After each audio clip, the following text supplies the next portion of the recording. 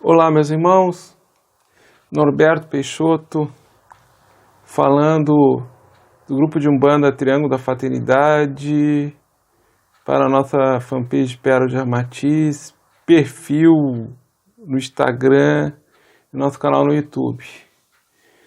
Encontros quase sempre às segundas-feiras, 9 horas da manhã. O vídeo fica gravado, você pode escutar depois, né?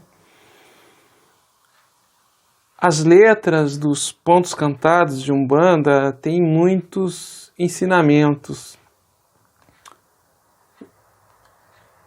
afirmações positivas que despertam estados de consciência com o nosso Purusha ou Orixá interno, a nossa divindade interna. Notadamente, os pontos cantados que foram passados pelas entidades manifestadas, né? Os pontos antigos têm mais valência, mais força. Na minha percepção, é o que a gente chama de ponto de raiz. Então, a entidade traz, através do verbo, do canto, o seu encantamento, a sua força e empoderamento com o poder de realização do orixá. E aquelas afirmações que estão no canto, elas servem para despertar um outro estado de consciência no ouvinte e também quase sempre são invocações, evocações. Então cada ponto de raiz tem o seu significado, o seu simbolismo, e é necessário que a gente tenha chaves interpretativas. O sacerdote, o dirigente, aquele que está à frente dos trabalhos, nesse aspecto que é muito importante, está um pouco esquecido, do esoterismo dessa Umbanda de todos nós, tem o compromisso. Quem está dirigindo, o sacerdote, né? Tem o compromisso de trazer essas interpretações, essas chaves interpretativas para a sua corrente sempre que possível, quase sempre.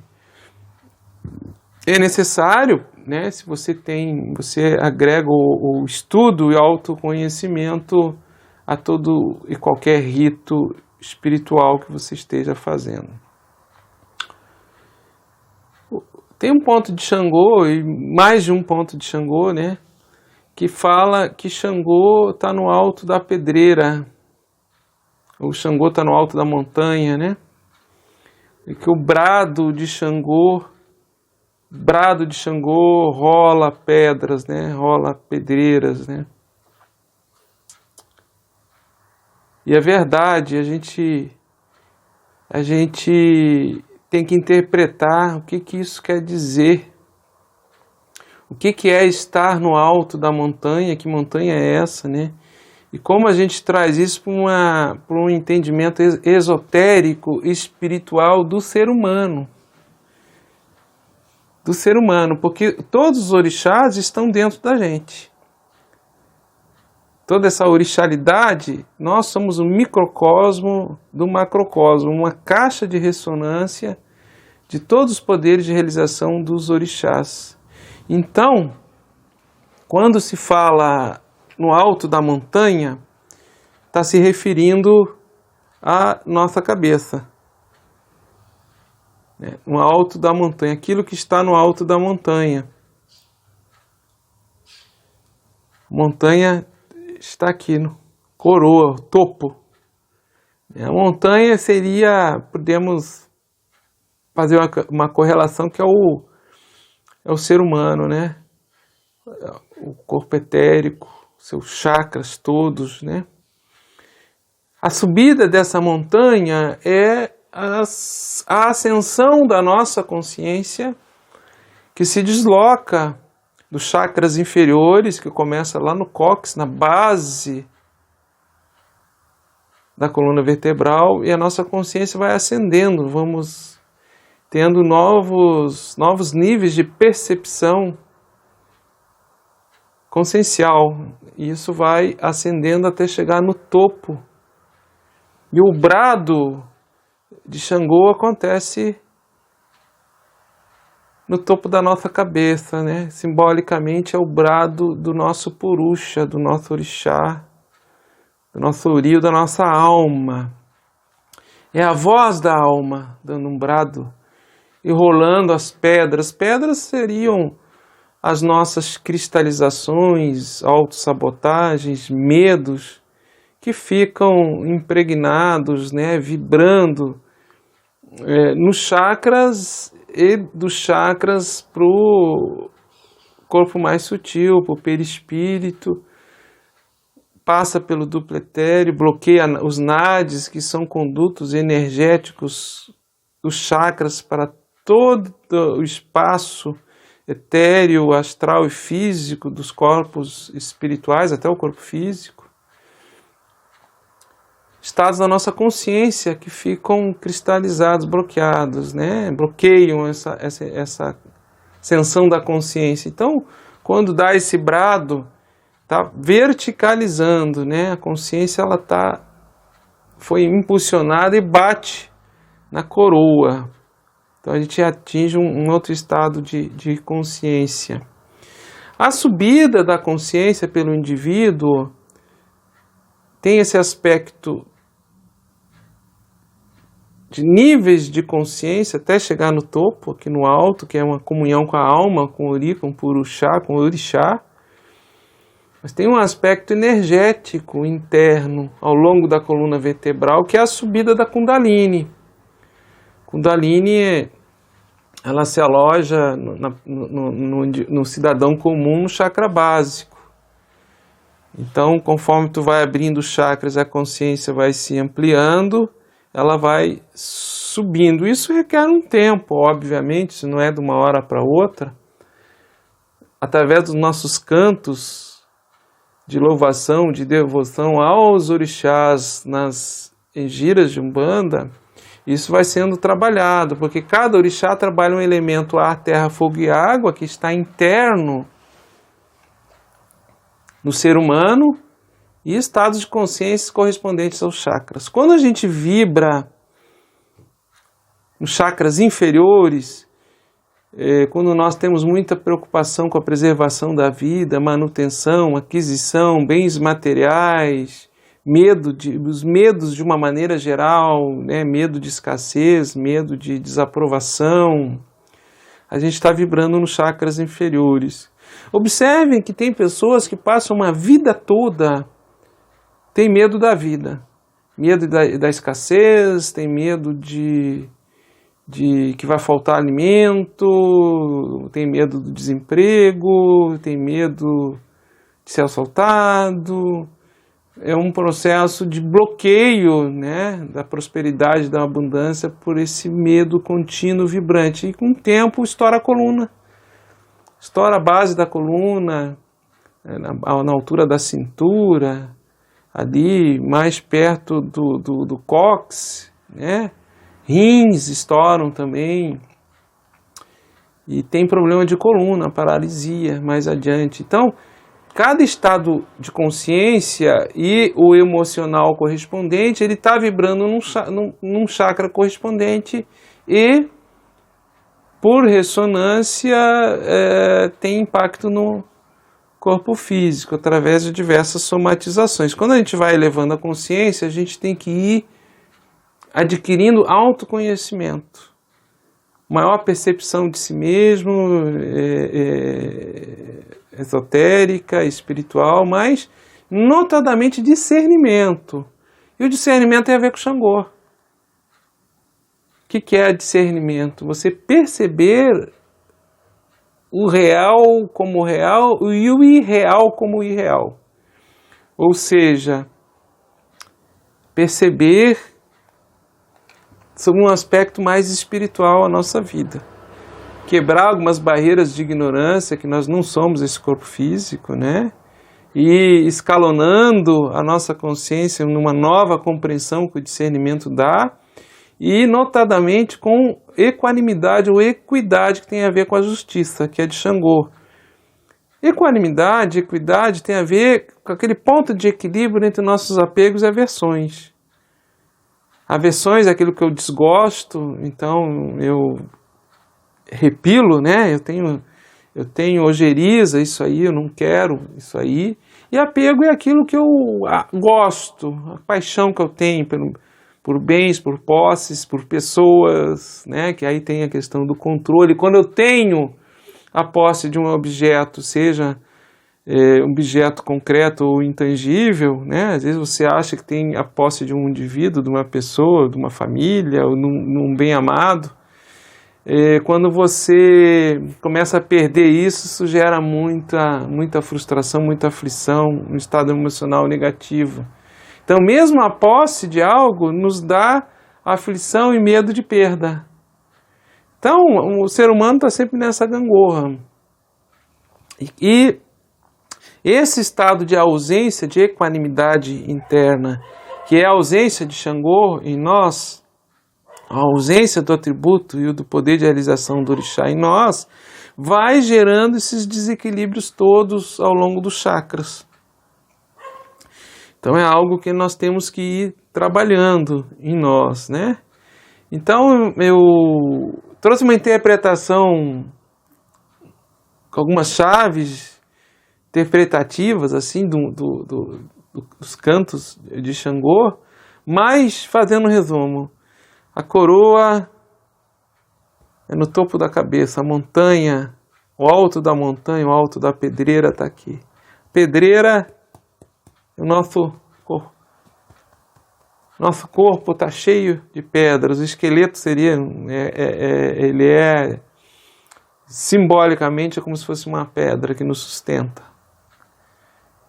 A subida da montanha é a ascensão da consciência ao longo dos chakras da coluna vertebral até bater no topo. Isso tem uma repercussão energética que é a subida do Kundalini, esse yoga, essa comunhão com o orixá até chegar no topo. Temos o simbolismo da cruz, né, a encruzilhada, que o chakra cardíaco está no meio desse caminho. Aí já teríamos vencido os 3 chakras inferiores e ainda teríamos que acender os 3 chakras superiores, estaríamos no meio da cruz. Por isso que Jesus vaticinava: pegue a sua cruz e siga-me. Que nem que o eu crístico mora aqui, no alto da nossa cabeça, tem que estar alinhado com o coração, que é o centro da cruz. Aí talvez também o simbolismo da cruz na Umbanda esotérica. E isso vai se dando ao longo do tempo. Então Xangô é rei. É rei porque ele vibra, o brado dele é na nossa coroa. É o brado da nossa alma, é a voz da alma.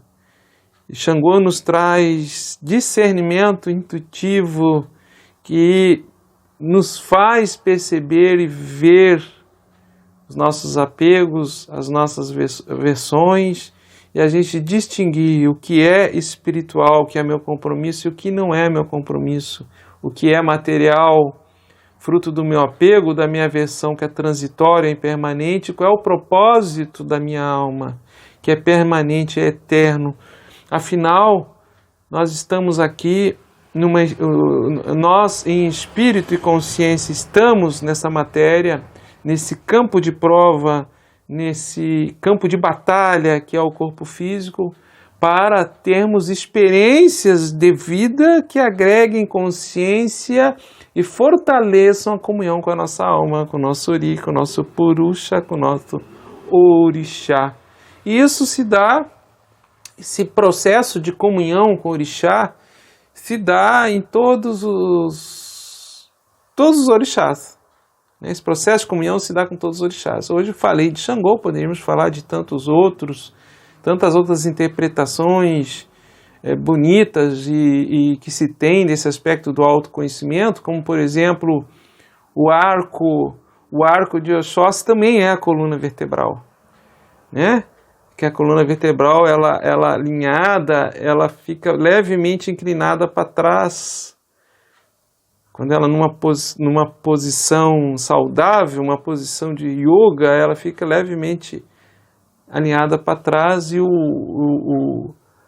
quando ela solta a flecha certeira é exatamente esse raio de luz, de discernimento, de claridade interior, né, que nos dá meta, nos dá foco. Então entraríamos nessa parte da ciência interna, dos poderes de realização do Purusha, do Orixá, que estão dentro de nós. E aí toda a correspondência ao longo da coluna vertebral, com os elementos terra mais embaixo, né, no básico, aí nós teríamos água, fogo, ar na altura dos pulmões e o éter em cima. Tem isso alinhado, estados de consciência correspondente, os diversos atributos, poderes volitivos dos purushas ou orixás vibrando em cada chakra, até que a gente atinja a iluminação através da fusão da yoga com a nossa alma, com o nosso Sori Purusha, em um estado de iluminação que a gente ainda está bastante distante de atingir, somos seres humanos ainda nesse campo de provas, mas no momento que há essa fusão total, a gente se desprende da imposição das reencarnações sucessivas, aí não precisamos mais reencarnar, ficaríamos em outros corpos mais perenes que não tem esse ciclo de nascimento, crescimento e morte.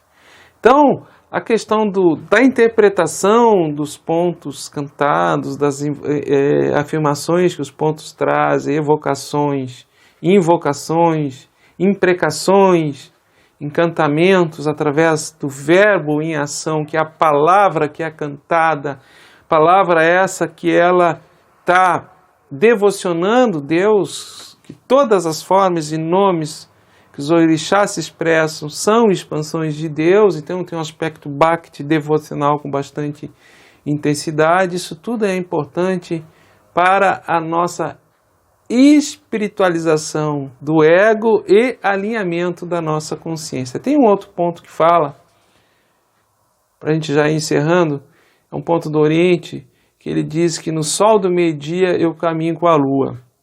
Aí você para assim, poxa vida, o sol do meio-dia é sol a pino, hora grande.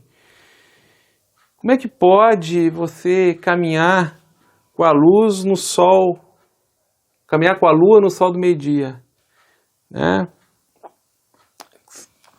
Sol do meio-dia, a abertura da minha coroa está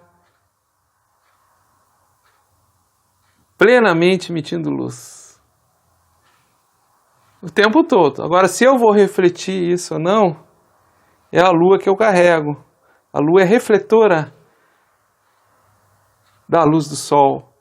Então, caminhar ao meio-dia com a lua quer dizer que você está com a lua, você está refletindo essa luz do meio-dia. Essa luz do sol, do meio-dia, da sua alma no alto da sua cabeça, que é dentro, na verdade, você está refletindo dentro de você. Você é um refletor dessa luz divina, você é uma lua. Então, a tendência é que nós sejamos lua cheia. Uns estão em estado de consciência de lua minguante, então em vez de ascender verticalmente para essa luz, estão num descenso, cada vez mais vibrando nos chakras básicos, instintivos, né?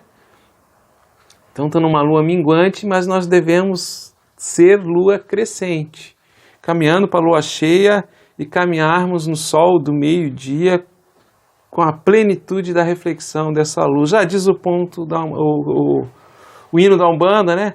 Refletiu a luz divina com todo o seu esplendor, vem do reino de Oxalá, onde há paz e amor. Quer dizer, refletiu a luz divina no altar da nossa devoção, que é dentro de cada um de nós. E vaticinou o caboclo das 7 encruzilhadas, que a Umbanda seria estaria estabelecida em terra pelo todo e sempre. Todo e sempre é a luz divina, refletora, luz divina emissora e o altar da devoção de cada um de nós, do Espírito, que é caminho de liberação desse ciclo de reencarnações, independente do nome de tradições. Caboclo das 7 encruzilhadas, ele vaticinou isso dentro do contexto da Umbanda, mas a gente abre, isso serve para todas as tradições que nos conduzem à autorrealização espiritual. O assunto é bem amplo e a gente tem uma abordagem contínua e sistemática dentro do triângulo da fraternidade desses aspectos mais esotéricos, interpretativos, essas afirmações nos pontos cantados, pontos de raiz, de fundamento, que foram passados pelas entidades basilares da Umbanda ao longo do tempo, que se enfraqueceu. Nesta atualidade temos mais pontos de composição para festivais do que necessariamente. Hoje é raro os pontos de raiz, né? São raras as manifestações fidedignas que deixam um ponto de raiz. Então, esse acervo dos pontos antigos é muito importante a gente manter essa tradição e esse olhar para esses ensinamentos. Eu sou Norberto Peixoto, falei do Triângulo da Fraternidade, meu sincero e afetuoso axé, saravá para todos. Até a próxima oportunidade, meus irmãos.